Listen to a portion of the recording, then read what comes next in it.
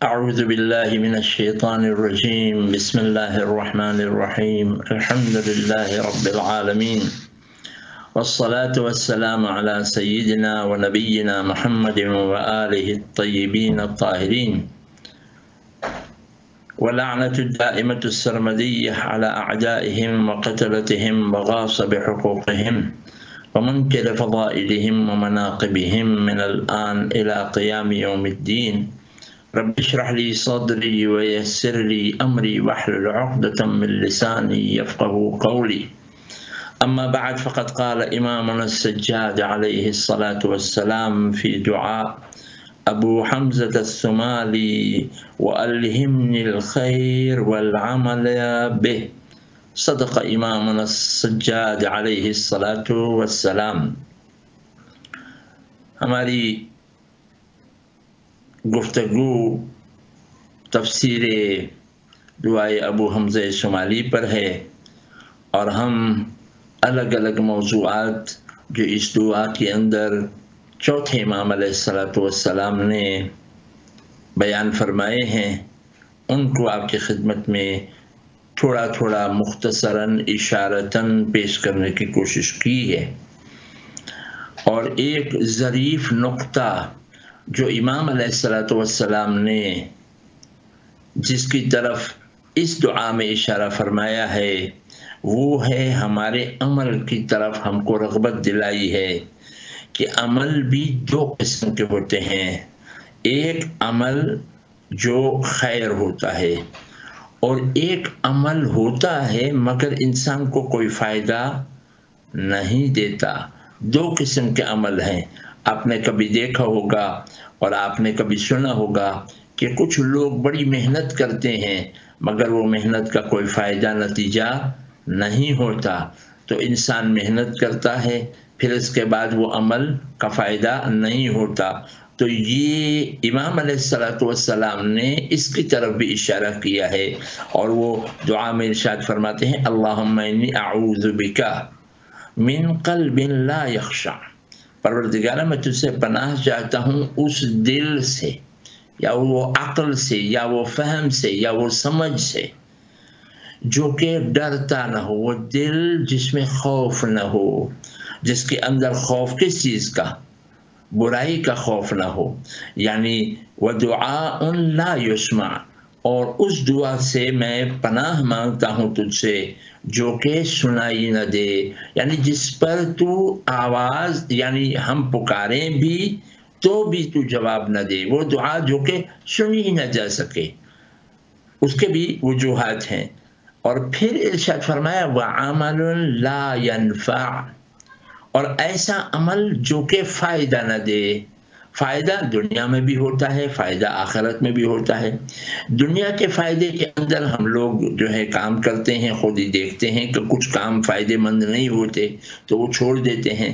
آخرت کے بھی کچھ عمل ایسے ہوتے ہیں جو کہ فائدے مند نہیں ہوتے۔ مثلا ہم اچھائی بھی کرتے ہیں تو بھی وہ عمل فائدے مند نہیں ہوتا ہے۔ مثلا قرآن مجید میں خداوند عالم نے منافقین کے عمل کے بارے میں کہا ہے، یا نہ بے ایمان لوگوں کے عمل کے بارے میں، اچھے عمل کے بارے میں کہا ہے کہ کسراب، ان کا عمل ایسا ہے جیسے وہ سراب ہوتا ہے۔ یعنی وہ راستے میں جب آپ ڈرائیونگ کر کے جاتے ہوتے ہیں تو دھوپ کی وجہ سے آپ کو سامنے راستے پر پانی نظر آتا ہے، وہ سراب جب وہاں پہنچتے ہیں تو وہاں کچھ بھی نہیں ہوتا، وہ صرف زمین چمکتی ہے، پانی نظر آتا ہے۔ تو ان کا عمل ایسے ہے جیسے دھوکہ۔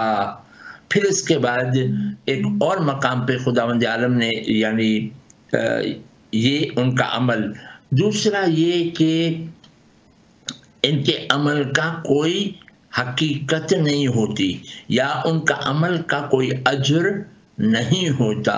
تو عمل بھی اچھا کرتے ہیں مگر اس کا اجر نہیں ہوتا۔ مثلا ہم بھی کچھ عمل ایسے کرتے ہیں جس کا اجر پھر ہم کو ملتا نہیں ہے۔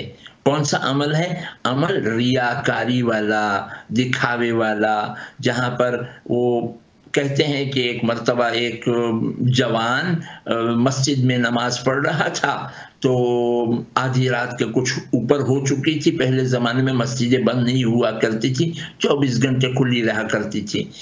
तो उसमें वो नमाज पढ़ रहा था, अचानक उसे दरवाज़ा हिलने की और किसी के आने की उसे महसूस हुआ, आहट महसूस हुई। तो उसने अपनी लंबी नमाज जो पढ़ रहा था उसे और लंबी कर दी उसने। तो जब नमाज ख़त्म की और मुड़ के देखा तो देखा एक कुत्ता वहाँ पर दाखिल हुआ था मस्जिद के अंदर। वो भी सर्दी, बाहर बहुत सर्दी थी, इस वजह से मस्जिद के अंदर ज़रा सा गर्मी की वजह से वो दाखिल हुआ था। तो ये आदमी जो है इसने पूरी लंबी नमाज किसके लिए पढ़ी? कोई फायदा नहीं हुआ। इतनी आधी रात को वो नमाज पढ़ रहा था मगर खुदा के लिए नहीं। तो जब खुदा के लिए ना हो तो फिर उसका कोई फायदा नहीं है। एक अमल ऐसा है, सिर्फ एक अमल रिवायात में मैंने देखा है और आपने सुना भी होगा, सिर्फ एक अमल ऐसा है जो रियाकारी के अंदर कबूल है। न सदका कबूल है, न नमाज कबूल है, कोई चीज कबूल नहीं है। एक ही अमल ऐसा है जो कि दिखावे में भी उसका सवाब है और वो है अज़ाए अबा अब्दुल्लाह हुसैन अलैहिस्सलातु वस्सलाम। इसमें दिखावा, इमाम इरशाद फरमाते हैं और आपने सुना है, अबू बसीर वहाँ बैठे हुए थे और मजलिस अबा अब्दुल्लाह हुसैन हो रही थी, इमाम हुसैन की मजलिस हो रही थी। छठे इमाम वहाँ पर बैठे थे और कहने लगे, अबू बसीर क्यों नहीं गिरिया फरमा रहे हो? इरशाद फरमा तो अबू बसीर ने कहा, यब्न रसूलल्लाह, ये मेरा रुमाल मैं खोल के आपको दिखा रहा हूँ, पूरा रुमाल तर हो चुका है गम से और आंसुओं से।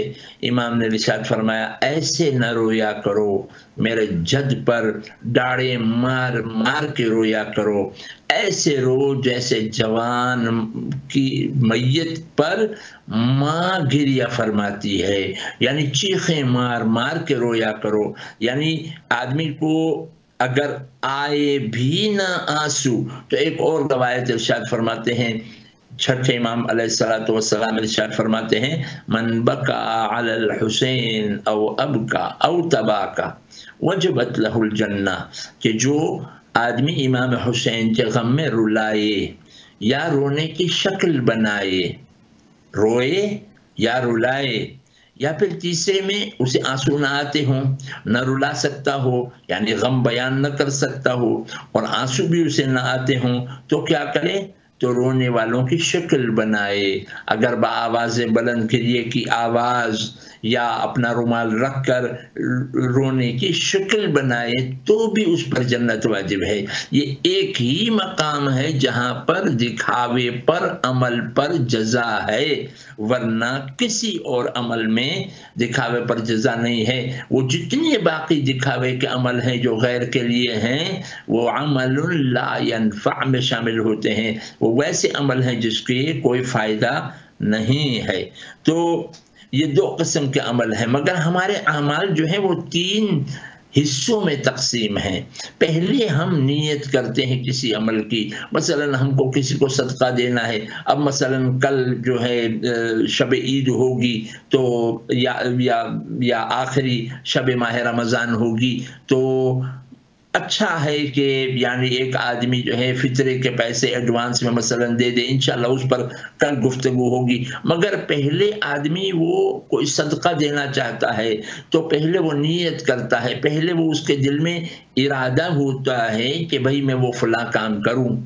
तो अमल का पहला हिस्सा इरादे से शुरू होता है और जहां पर इरादे से शुरू होता है, इरादा भी खुदावंद आलम के यहाँ लिखा जाता है।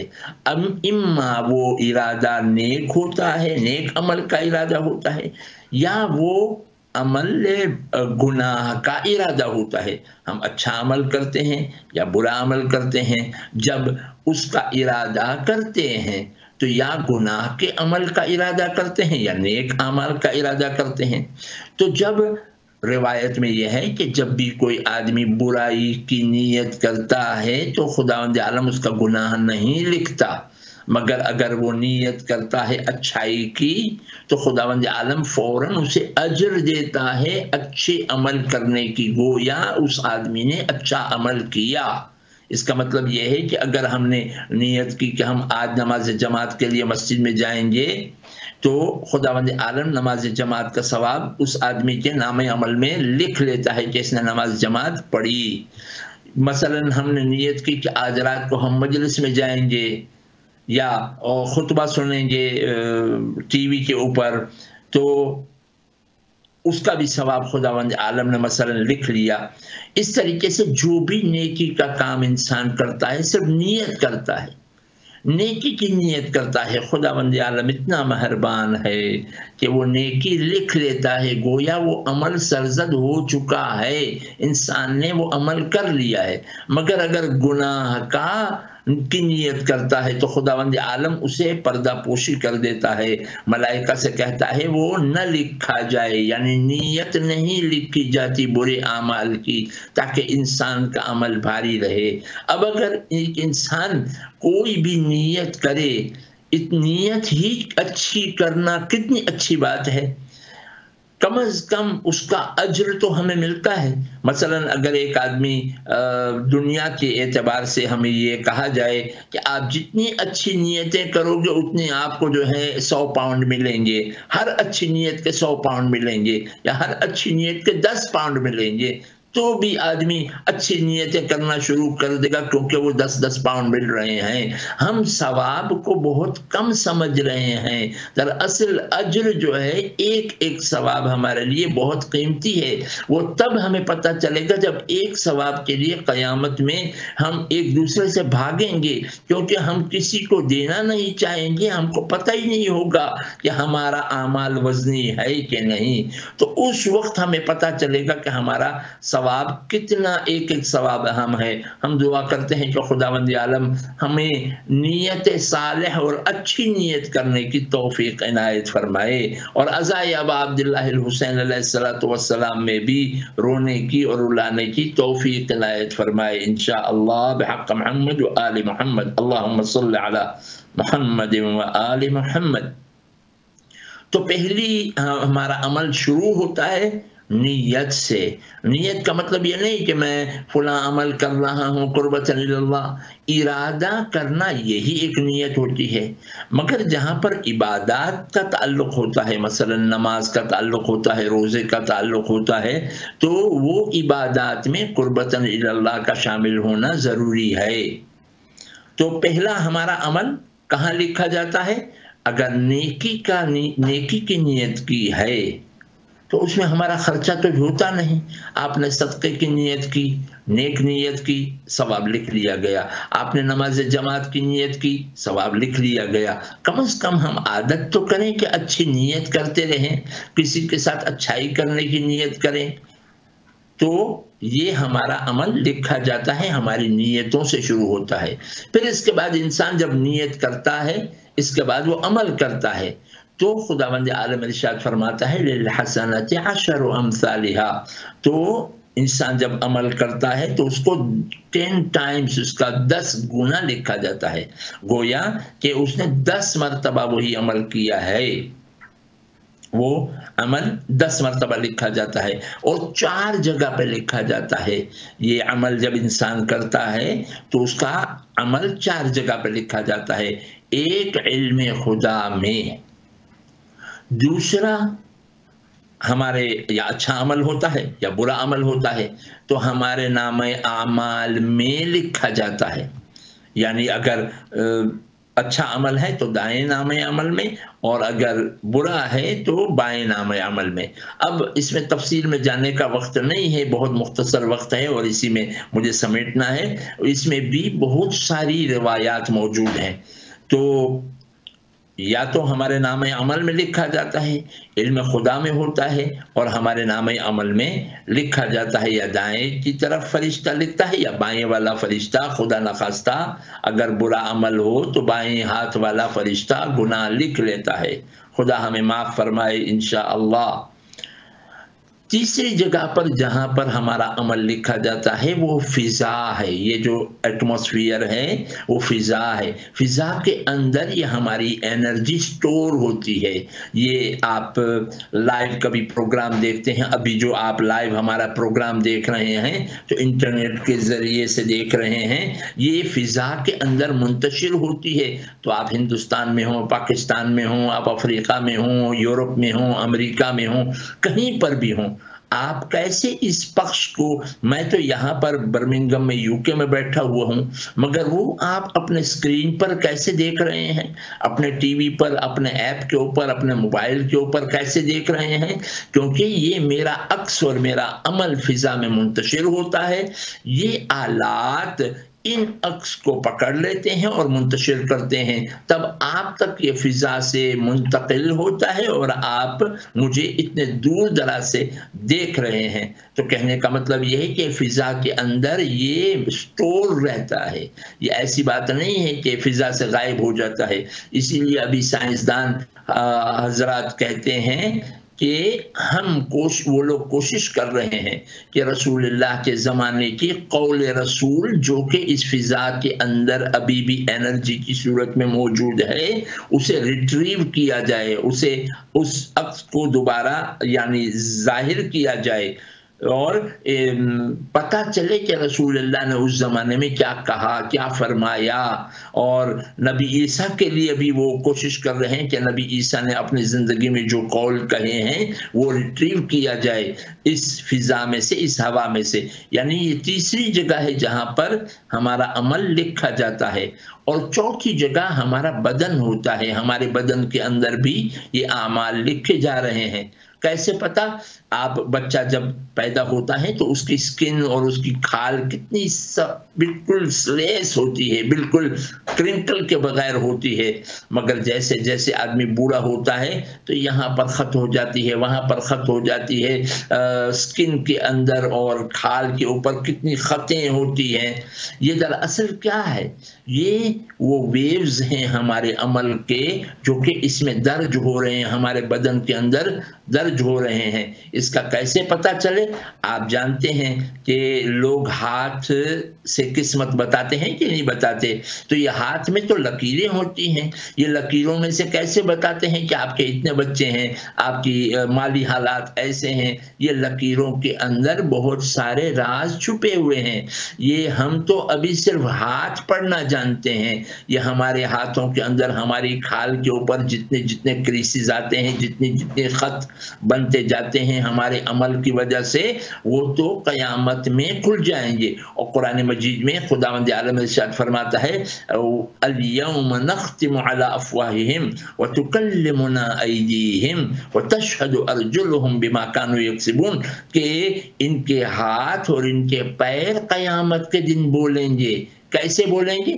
ये जो हमारी लकीरें हैं, जो कि हमारी आवाज़ें हैं, ये लकीर की तरह स्टोर होती है हमारे बदन के अंदर, हमारे बदन के ऊपर लिखी जा रही है। जब क़यामत का दिन होगा और हम फिर, खुदा खैर करे, खुदा हमारी हिफाजत करे, खुदा हमारा पर्दा महफूज रखे इंशाअल्लाह ताला, और हमें बख्श दे दुनिया के अंदर और आखिरत के अंदर भी हमें बख्श दे परवरदिगार आलम हमारी ख़ताओं से, हमारी मिस्टेक से इंशाअल्लाह।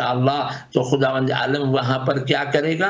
जो लोग झूठ बोलते होंगे, खुदावंद आलम की ज़बान को सील कर लेगा। अल-यौम नख्तिमु अला अफ़वाहिहिम, उनकी ज़बानों को सील कर देगा और उनके हाथ और पैर बोलेंगे। ये कहाँ से हाथ और पैर बोलेंगे? ये जो आवाज़ें छुपी हुई हैं हमारे बदन के अंदर और जो लिखी हुई हैं हमारे बदन के अंदर, वो आवाज़ बनकर क़यामत के दिन ज़ाहिर होंगी। आज दुनिया अभी उन आवाज़ों को ज़िंदा कर सकती है जो कि लिखी हुई हों, तो खुदावंद आलम क्या क़यामत के दिन हमारे बदन पे लिखा हुआ अमल ज़ाहिर नहीं कर सकता और आवाज़ उससे नहीं निकल सकती? ये कुरान मजीद का फ़लसफ़ा है और ये कुरान मजीद में खुदावंद आलम ने ज़ाहिर किया है। तो इसका मतलब ये है कि 2-4 जगह ऐसी हैं जहाँ पर खुदावंद आलम ने आमाल इंसान के लिखे हुए हैं। और एक और मसला है, کہ جب انسان کا عمل ختم ہو جاتا ہے تو پھر اس کے بعد خداوند عالم انسان کے عمل کا نتیجہ بھی لکھتا ہے. کس طریقے سے؟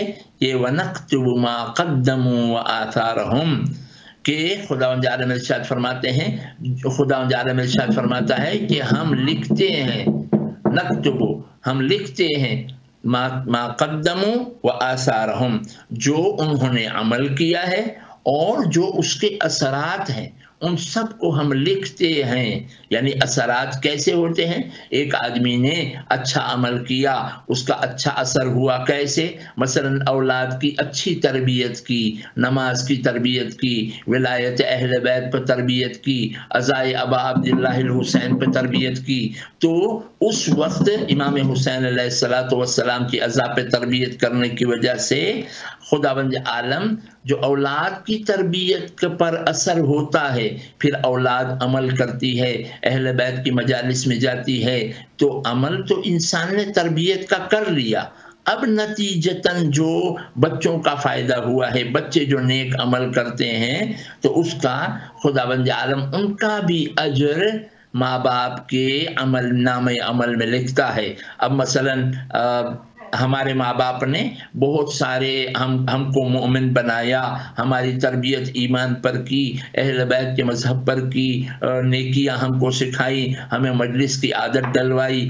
اب ہماری حالت یہ ہے کہ ہم جتنا بھی اچھائی کرتے ہیں وہ ان کے نامہ عمل میں بھی جاتا ہے، ہمارے نامہ عمل میں بھی.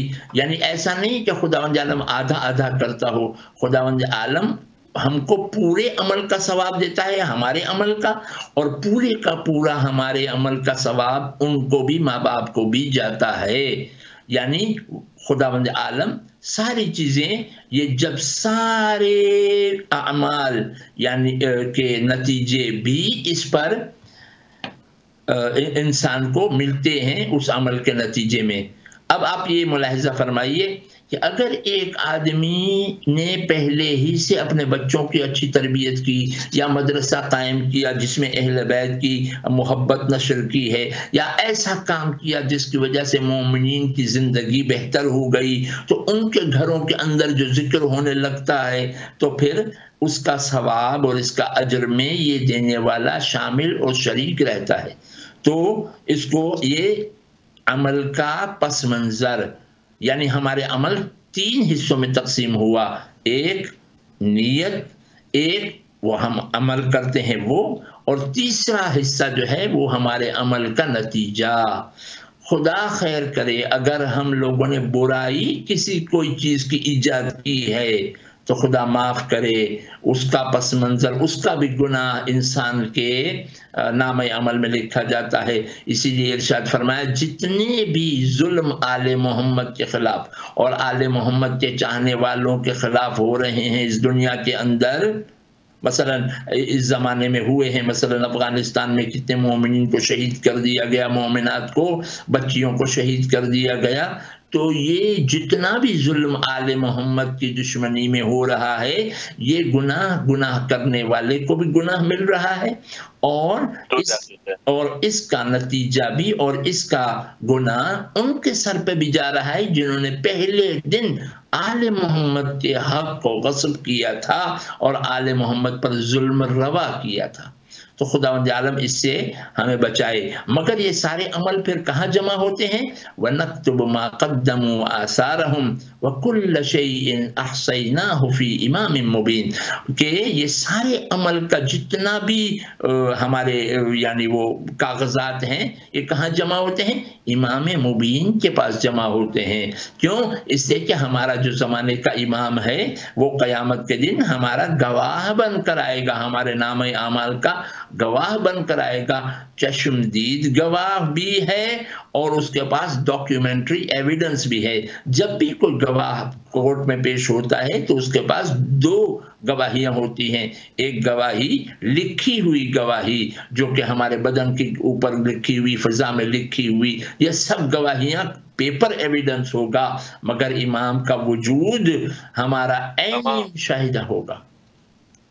وصلى الله على محمد وآله الطاهرين. اللهم صل على محمد وآل محمد وعجل فرجه. لا لا لا لا لا لا لا لا لا لا لا لا لا لا لا لا لا